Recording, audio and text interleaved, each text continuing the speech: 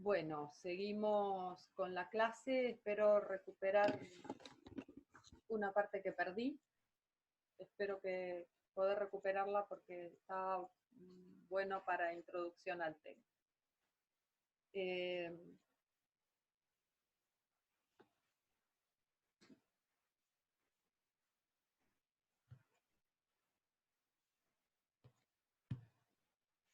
Bien, compartir. Claro, pero... ahí está. Bueno, ¿qué trabajo da todo esto, muchachada y adultos destinatarios? No se imaginan. Espero lograrlo.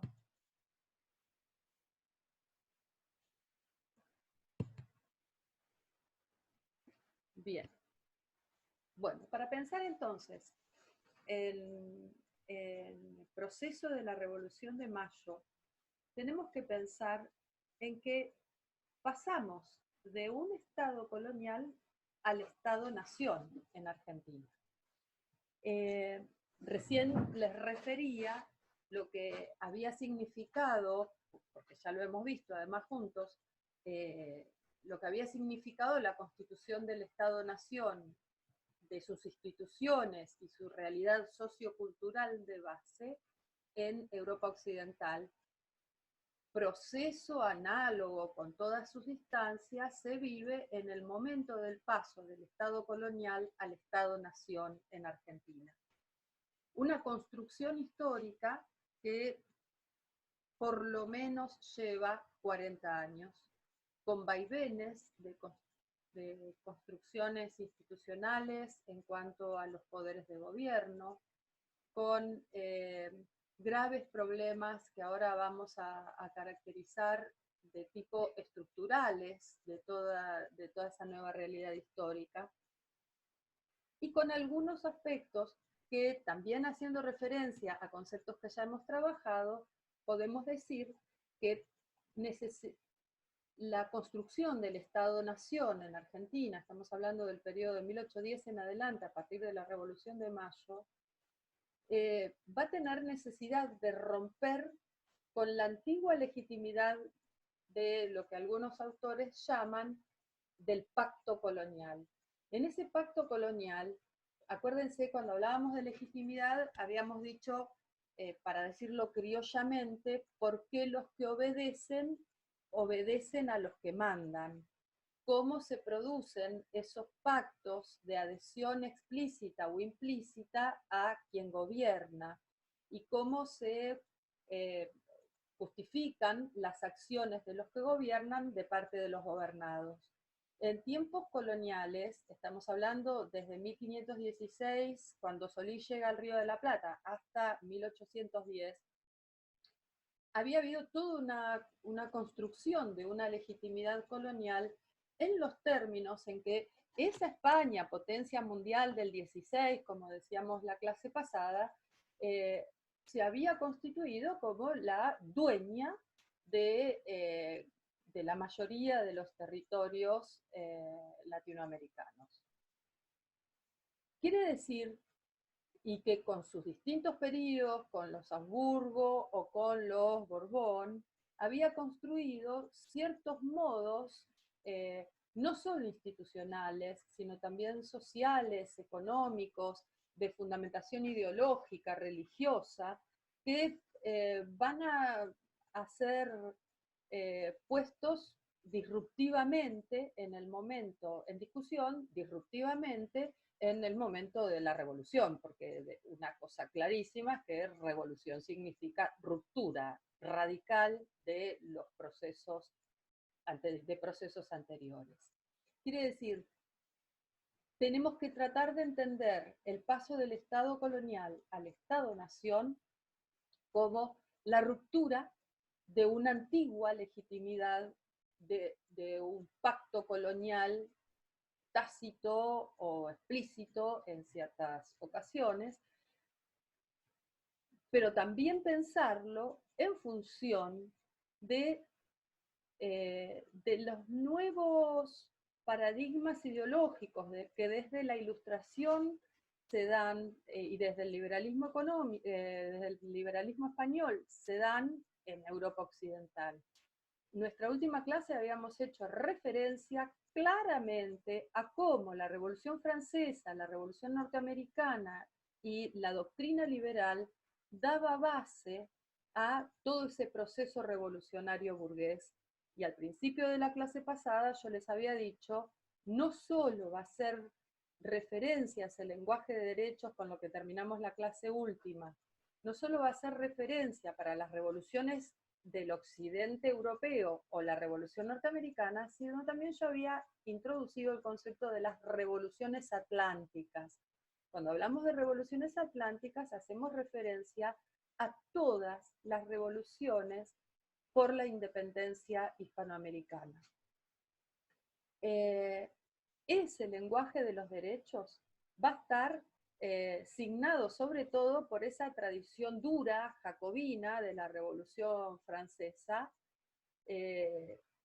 bien revolucionaria, bien característica de la época del terror de la Revolución Francesa, de la época de Robespierre, y bien característica del estado de guerra que genera una revolución, y del estado de necesidad de inmediatas construcciones institucionales que muchas veces terminan siendo de prueba y error, de prueba y error, de prueba y error. Por eso nosotros entre 1810 y 1820 vamos a tener sucesivos gobiernos patrios, como son llamados en el programa, sucesivos gobiernos patrios, que son intentos de cómo organizar ese nuevo Estado. Pero ese nuevo Estado siempre, tengan en cuenta, siempre va a estar signado por ese lenguaje de los derechos liberal que el otro día estábamos diciendo. A esa tradición jacobina de la Revolución Francesa y al lenguaje de los derechos, como hemos dicho, de la Revolución Norteamericana también, se le va a sumar la presión inglesa por las independencias. Si recuperamos el video de la introducción que se me acaba de fumar en el éter, ahí explico claramente cómo es el periodo de plena revolución industrial en el occidente europeo y de cómo Inglaterra se constituye en la dueña de los mares, en la dueña de los mercados internacionales y en la rectora de los destinos económicos de lo que a partir de la revolución industrial comenzaría a ser, y también había sido antes, pero de lo que a partir de la revolución industrial se iba a constituir como el sistema capitalista liberal clásico para todo el siglo, por lo menos para todo el siglo XIX. Quiere decir, tenemos una tradición de un lenguaje de derechos, claro, de las revoluciones burguesas en Occidente, a la que sumamos una situación económica internacional bien clara de constitución del capitalismo liberal, en la cual nosotros vamos, el Río de la Plata va a empezar a formar parte de lo que llamaremos de aquí en adelante en varias oportunidades uno de los engranajes de la División Internacional del Trabajo.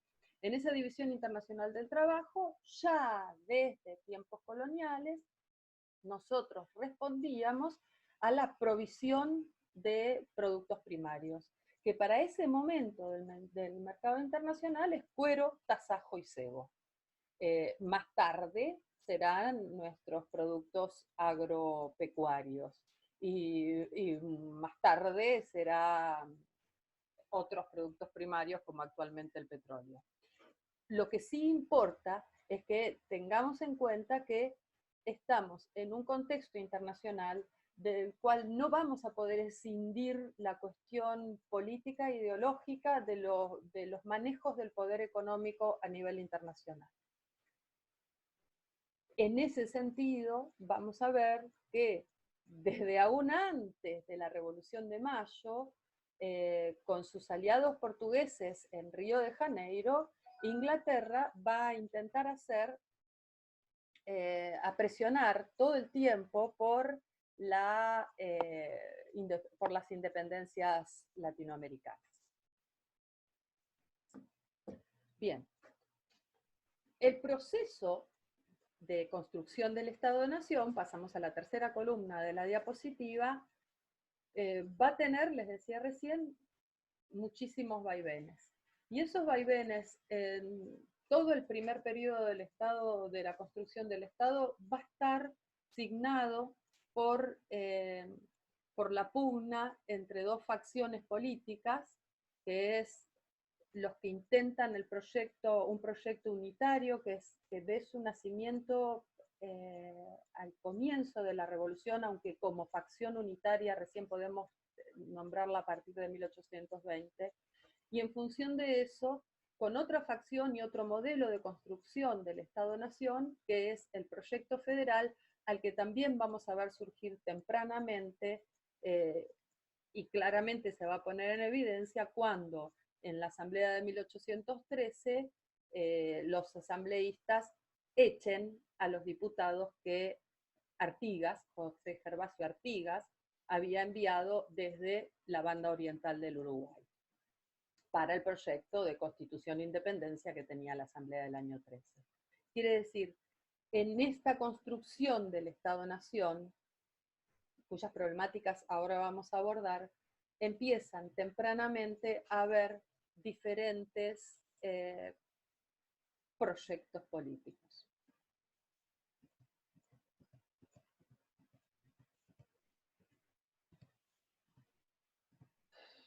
Bueno,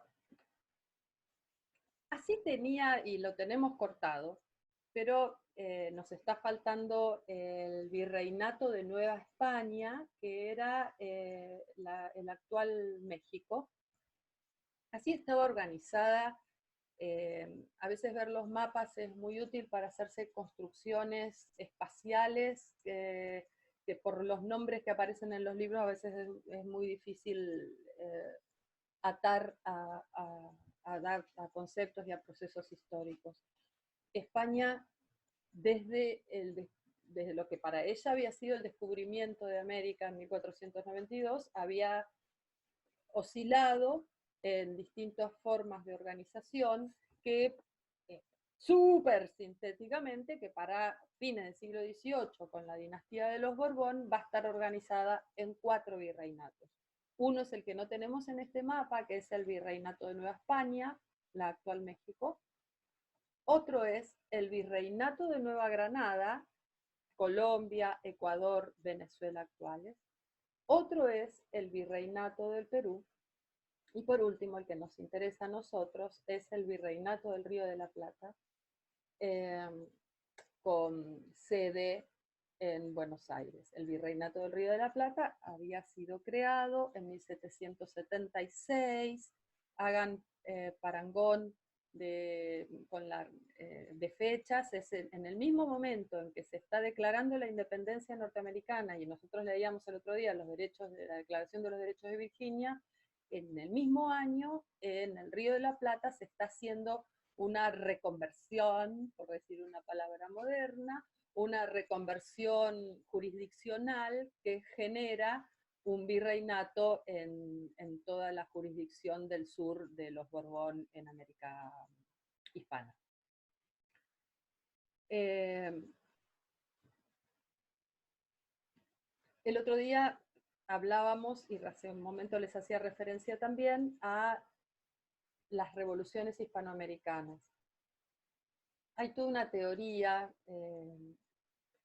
muy interesante de un historiador norteamericano que permite pensar en que ese ajuste, esa reconversión que la dinastía borbónica hace, creando el virreinato del Río de la Plata, más otras reformas de tipo político y económico, tienen que ver con la necesidad de, primero, de tener un poder efectivo sobre ciertos territorios en los cuales para fin del siglo XVIII ya está siendo, en el último cuarto del XVIII, está siendo muy poderosa Inglaterra por parte del contrabando. Por otro lado, una necesidad estratégica de de conseguir nuevos impuestos y nuevas recaudaciones de los lugares que estaban siendo perdidos económicamente. Y por otro lado, aunque los Borbón significaron la entrada, la dinastía borbónica significó la entrada de cierto liberalismo y de cierto, por eso los llamaban los afrancesados en España, y los culpaban de afrancesados y no de atenerse a las tradiciones históricas, ideológicas de España, con los Borbón entran en el liberalismo español ciertas ideas de la Ilustración, del despotismo ilustrado, ciertas ideas del constitucionalismo que todavía no habrían sido puestos en marcha, pero que ya estaban entrando en España. Quiere decir, los Borbón no son ajenos a lo que está sucediendo con la Revolución Francesa, aunque se van a tener que bancar, dicho criollamente, se van a tener que bancar la invasión de Napoleón, que los va a llevar en cana primero, y a los que van a tener que hacerle una guerra que los propios españoles llamaron su guerra por la independencia. Sin embargo, todo el contexto internacional está dado por esto que venimos viendo desde el otro día, la Ilustración, las declaraciones de derechos, la Revolución Francesa, la idea que un Estado no se constituye como tal si no tiene una constitución escrita, y todo ese marco institucional va a hacer que los Borbón quieran recuperar y establecer como una vuelta de tuerca de cierta inercia que durante todo el siglo XVII han vivido las colonias hispanoamericanas y que han hecho que se constituyan, que sigan ciertos caminos autonómicos que a los Borbón no les hacen gracia, por lo cual esas reformas borbónicas de fines del 18 van a proceder a buscar una concentración del poder político y un aumento de la recaudación.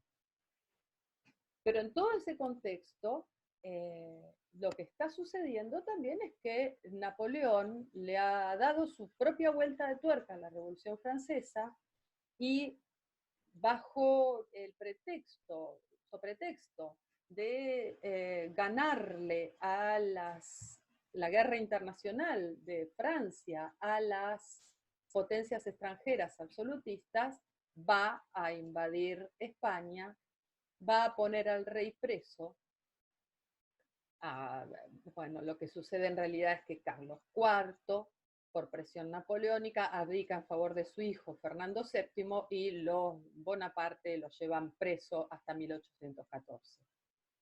Pero eso es lo que va a constituir el contexto más cercano del estallido, por decir de algún modo, de la revolución en el Río de la Plata.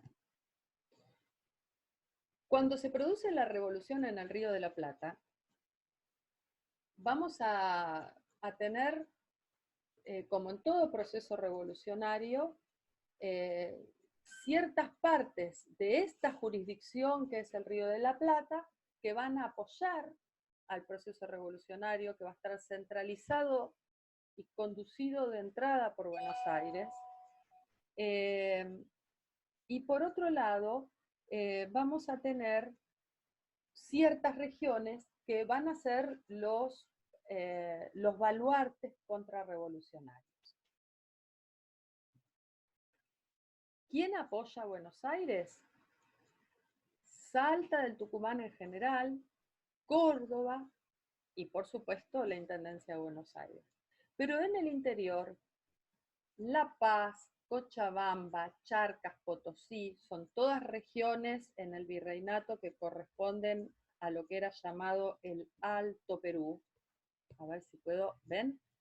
Potosí, Charcas, La Paz, Cochabamba, todo ese Alto Perú, que va a tener además la presión constante del virrey del Perú, que va a ser el representante del rey preso, pero no importa, de la guerra contra la revolución que ha estallado en Buenos Aires, toda esta región del Alto Perú va a ser fundamentalmente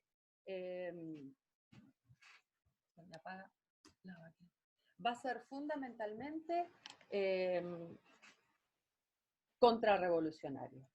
El Paraguay, que también era parte del Alto Perú, va a ser otro foco contrarrevolucionario. Y la llamada provincia cisplatina va a estar dividida de entrada en el proceso revolucionario entre ciertas facciones que apoyan la revolución liderada por Buenos Aires y ciertas facciones que responden, recién les decía, a la presión inglesa con su aliado en Río de Janeiro, que es la corte portuguesa, que también a raíz de la invasión de Napoleón en la península ibérica ha huido y se ha establecido en Río de Janeiro, que es la capital de su colonia en América. Quiere decir, hay de entrada ciertos focos pro-revolucionarios y ciertos focos contra-revolucionarios. Primera cuestión a tener en cuenta, como en todas las revoluciones, hay facciones que apoyan y facciones que están en contra. Y va a haber ciertas problemáticas que van a caracterizar a todo el periodo. En función de esto, revolución contra revolución, tenemos que pensar que desde 1810 hasta 1824, la característica fundamental, a la par de toda la construcción económica y de toda la construcción institucional que vamos a estar viendo, se están librando guerras por la independencia. Y entonces, esas guerras por la independencia van a estar en Alto Perú, en Paraguay, en Montevideo, más tarde en Chile, hasta el Plan Continental de San Martín, Chile, Perú y lo que había sido la Gran Colombia. Quiere decir, esas guerras por la independencia van a dar como resultado cierto ambiente de militarización, dicen algunos autores, como es propio de toda revolución, cierto ambiente de militarización en varios sectores sociales. No es fácil que todos los jefes militares se adhieran a las mismas líneas revolucionarias, por lo cual a veces va a haber motines entre los jefes de los ejércitos, a veces va a haber reemplazos de los jefes de los ejércitos, otras veces va a haber incomprensión de los jefes de los ejércitos respecto de quien está ejerciendo el gobierno en ese momento, es lo que sucede con San Martín en su plan de liberación de Chile, de Argentina, Chile y Perú. Eso por un lado. No siempre van a la par las acciones militares de las acciones institucionales. Y muchas veces, además de no ir a la par, están dando muestra de distintas facciones de la idea de cómo construir el Estado-Nación. Acuérdense que lo primero que hay que pensar es que la revolución pone como tema fundamental es que si no existe más el pacto colonial, ¿cómo se construye el nuevo Estado? La militarización, por otro lado, va a estar dada por cierto, o va a tener como consecuencia que ciertos sectores sociales empiecen a cambiar su estatuto jurídico. Por ejemplo, en el Virreinato del Río de la Plata existía la esclavitud que no era la esclavitud de plantación que uno piensa cuando piensa en Estados Unidos, en Perú, en Venezuela o en la propia Cuba. La esclavitud en Río de la Plata era sobre todo una esclavitud doméstica, pero existía. Y lo que va a caracterizar al periodo de las guerras es que muchos esclavos, por servicio militar a este Estado que se está constituyendo, logren su libertad, consigan su libertad. Y entonces va a haber muchos sectores subalternos que serán convocados a las armas de la independencia. Por otro lado, hay que pensar que varios, varios componentes o actores sociales de sectores bastante marginados por su actividad militar van a constituir un importantísimo ascenso social. De esto hay varios ejemplos, pero ahora se me ocurre, por ejemplo, Mansilla. Lucio B. Mansilla, que para 1860, estamos hablando 50 años más adelante, va a escribir una excursión a los indios ranqueles.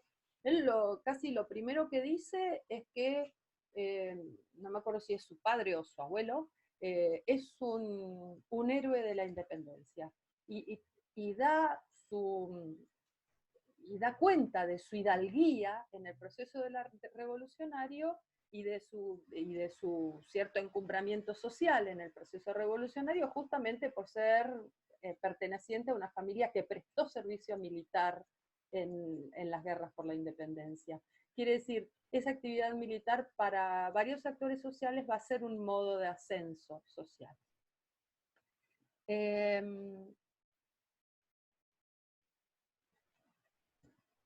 Lo otro es que, como en todos los periodos de guerra, se constituye una realidad de economía de guerra, que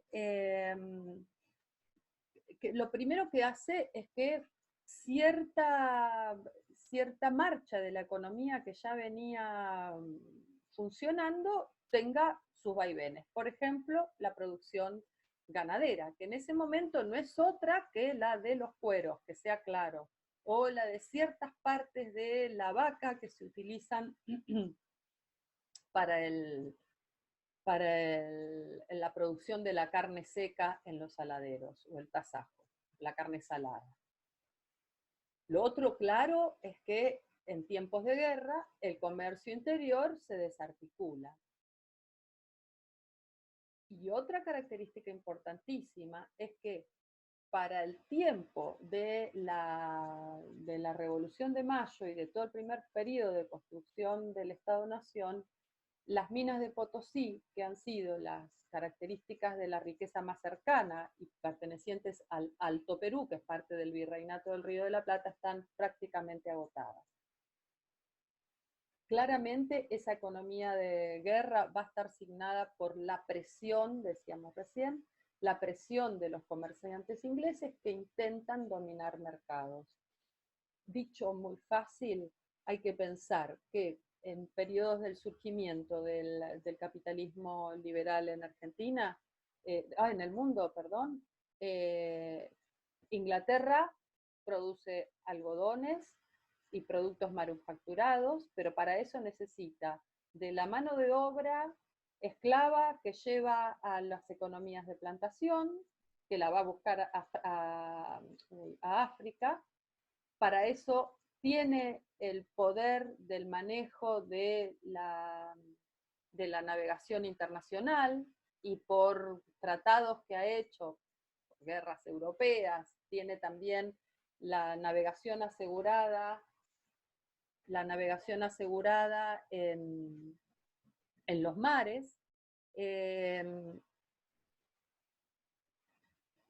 Busca en el Río de la Plata las materias primas necesarias para darle de comer a los esclavos, el tasajo, y para la producción de cierta regularidad de la provisión de sus materias primas, y se lleva de aquí, les decía hace un rato, el cuero y el sebo, que es la base de la iluminación en Europa en ese momento.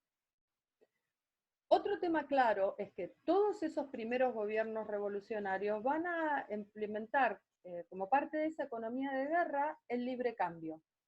Y el libre cambio es resultado justamente de esa presión inglesa sobre los mercados. Hay una rebaja de aranceles, una exportación directa de nuestros productos al exterior y una balanza comercial, es decir, una diferencia entre importaciones y exportaciones que es altamente negativa, porque nosotros vendemos lo barato, compramos lo caro. Lo otro, que no es un tema nada menor, es que en esta economía de guerra la principal fuente de ingresos del gobierno revolucionario va a ser la aduana. Y cuando pensamos en la aduana, pensamos en la aduana de Buenos Aires. Y entonces, lo poco que entra por ese libre cambio, entra por la aduana de Buenos Aires.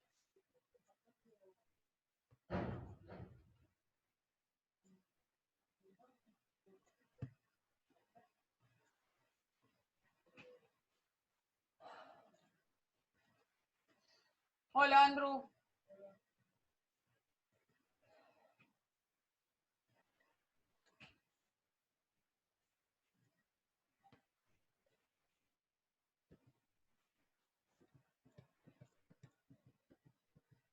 Decíamos entonces, uno de los problemas para pensar el periodo revolucionario es la guerra, por un lado, por otro lado, la economía que se constituye en primeros tiempos de la revolución.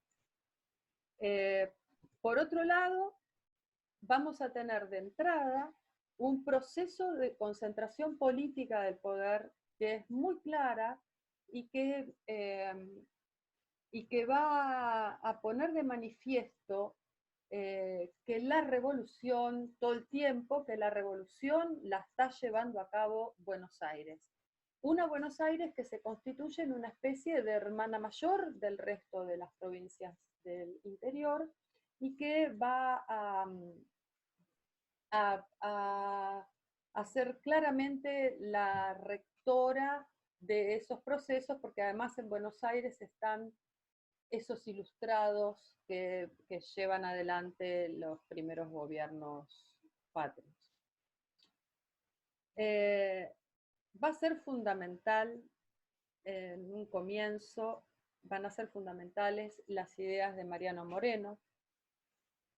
Si nosotros pensamos en los distintos gobiernos que se constituyen del 10 en adelante, vamos a tener primero la Junta Provisional de Gobierno de mayo, después la Junta Grande, después los dos triunviratos, después la Asamblea del año 13 y después el directorio como poder unipersonal.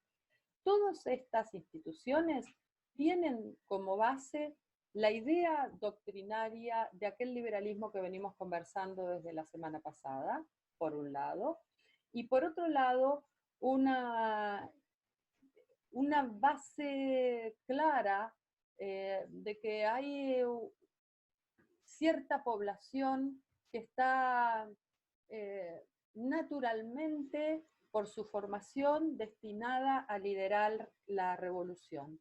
Esta va a ser la línea de doctrina fundamental, porque son ilustrados, ¿sí? Ilustrados en general, muchos en las universidades españolas en América. Moreno, por ejemplo, era un egresado de una universidad del Alto Perú. No me acuerdo si era Charcas o Chuquisaca, me parece que de Charcas. Pero él había mamado las ideas de la Ilustración y del liberalismo en tiempos de los Borbón, en una universidad en la que el liberalismo español había entrado a ser lo que se había filtrado en esas universidades y que estaba llevando a cabo el proceso de desmoronamiento de esa legitimidad colonial, o lo que llamábamos el pacto colonial. Quiere decir, hay cierta ilustración que claramente va a dar como resultado va a dar como resultado ciertos rectores ideológicos de la revolución. Uno es Moreno, sin duda. Moreno escribió los artículos, digamos, tiene un paso muy reducido por la revolución. Él es el secretario de la primera Junta de Mayo y en diciembre de 1810 la Junta, en un problema político interno respecto de si incorporar o no los diputados de los pueblos del interior a la revolución, a la Junta Revolucionaria, ahí hay un entredicho político, y entonces en ese contexto Moreno es enviado a comprar armas para la revolución en una misión diplomática a Inglaterra. En el viaje se muere. Ciertos autores revisionistas han hecho toda una reconstrucción de este proceso, y parece que a pesar de que Moreno tenía una larga afección respiratoria de chico, lo que le produjo la muerte fue una ingestión de arsénico, o sea, lo envenenaron en el barco, porque había que sacarse de encima al más jacobino de la revolución, en un momento en que lo que se intentaba era que la revolución respondiera más bien a una línea más conservadora. Quiere decir, pero el paso breve de Moreno por la revolución no tiene que dejarnos de hacer pensar en cuáles fueron sus ideas fundamentales. Esas ideas fundamentales él las expuso en los artículos del periódico La Gaceta de Buenos Aires, y sobre todo tenían que ver con dos principios. En todos los escritos de La Gaceta, él va a hablar todo el tiempo de Congreso Constituyente y de independencia. Si hay dos ideas que tienen que ver con el pensamiento morenista, son justamente los pueblos se unen a la revolución con diputados que envían a un congreso, ese congreso que es parte de una división de poderes en términos del republicanismo francés. Ese proceso, ese congreso que es parte de una división de poderes, tiene que tener representatividad política de los pueblos del interior, por un lado.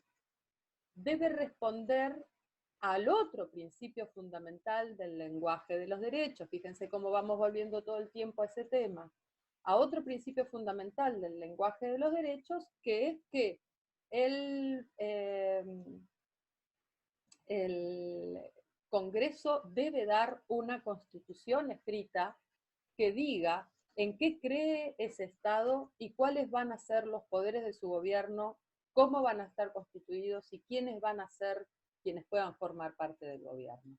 Quiere decir, dos ideas principalmente rectoras en Moreno son Congreso Constituyente e independencia. Y ese fue el punto central de ruptura con el resto de la Junta, y aparentemente el motivo de su eliminación del proceso revolucionario, porque para Moreno era fundamental que se declarara la independencia tempranamente. Otra cuestión importantísima políticamente es que se dice que, a pesar de que Moreno es uno de los principales, además de ser uno de los principales ilustrados de la Revolución de Mayo, es quien encarna los principios más radicales en tiempos de la primera revolución.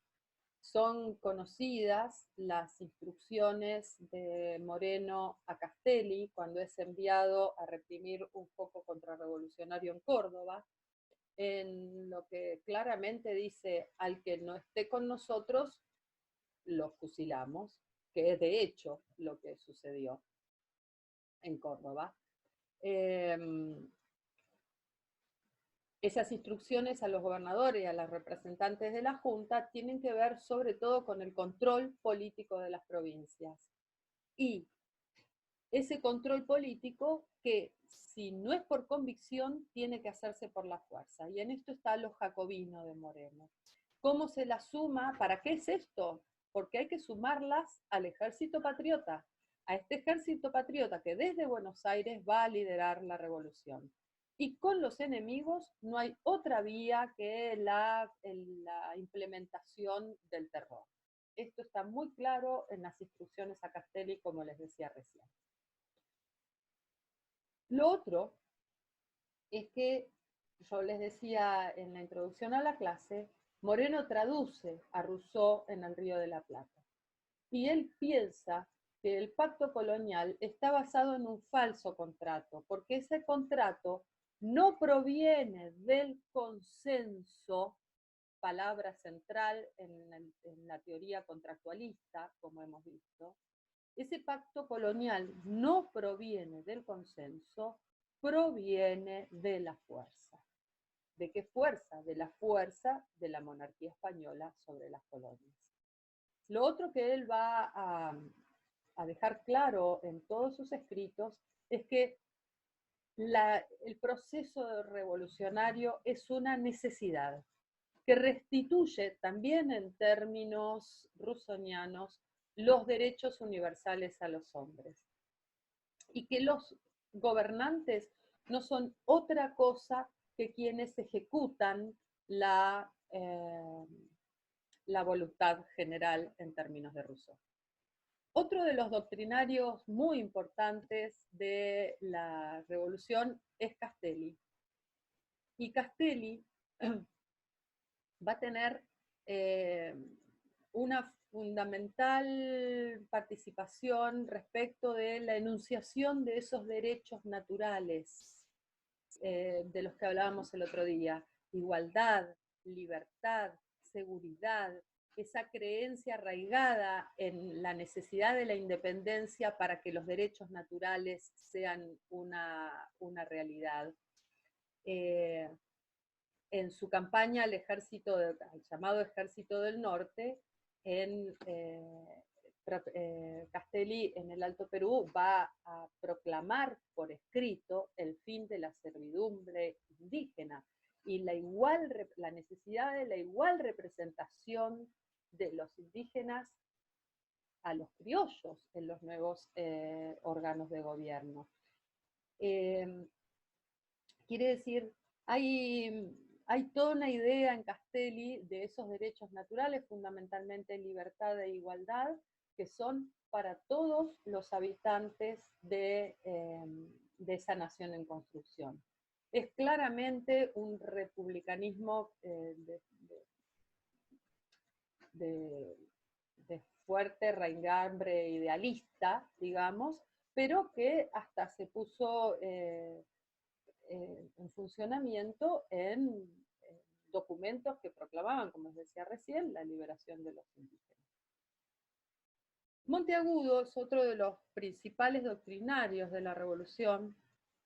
Él escribía Mártir o Libre en tiempos de Mayo y va a ser uno de los principales sucesores ideológicos o continuadores ideológicos de Moreno, una vez desaparecido Moreno, con un lenguaje que es abiertamente independentista. Monteagudo todo el tiempo va a estar hablando de la independencia y va a ser uno de los principales opositores a la línea moderada del presidente de la Junta, que es Cornelio Saavedra. Quiere decir, en esos principales actores ideológicos de la revolución, va a haber ciertos tópicos discursivos que a veces no son más que tópicos discursivos, pero que unifican el lenguaje de esta clase revolucionaria. Cosa que no es menor, porque pensar que se hable de los derechos universales, naturales y universales, como fundamento ideológico de la revolución, ya nos está poniendo en la lógica del lenguaje de los derechos que venimos conversando desde la clase anterior. Esos lenguajes se empiezan a articular a partir de ciertos valores y de ciertas concepciones que a veces van a ser compartidas y otras veces no, como acciones políticas, pero al menos sí como tópicos discursivos de la revolución. Quiere decir, tanto en Moreno como en Castelli como en Monteagudo, vamos a ver al principio de la primera década revolucionaria, quiere decir por lo menos entre el 10 y el 15, un abierto lenguaje de los derechos que permite romper con la metrópoli para construir el orden nuevo, el orden que será independiente, pero en todo caso, desde el 10, es el orden que está generando el discurso independentista y los intentos institucionales de la construcción del Estado-Nación. En una próxima clase vamos a ver cómo esto se traduce en instituciones, cómo esto se refiere a hechos concretos sucedidos entre el 10 y el 53. Nos vemos la próxima. Voy a tratar de subirles a Pedco. Romero sé que lo tengo digitalizado, es uno de las lecturas obligatorias del capítulo de la unidad. Y voy a tratar de conseguir versión digital del capítulo de David Rock que va del 10 al 53. Son dos de las lecturas obligatorias de esta unidad para que puedan serles de orientación concreta del periodo. Nos vemos en otro encuentro.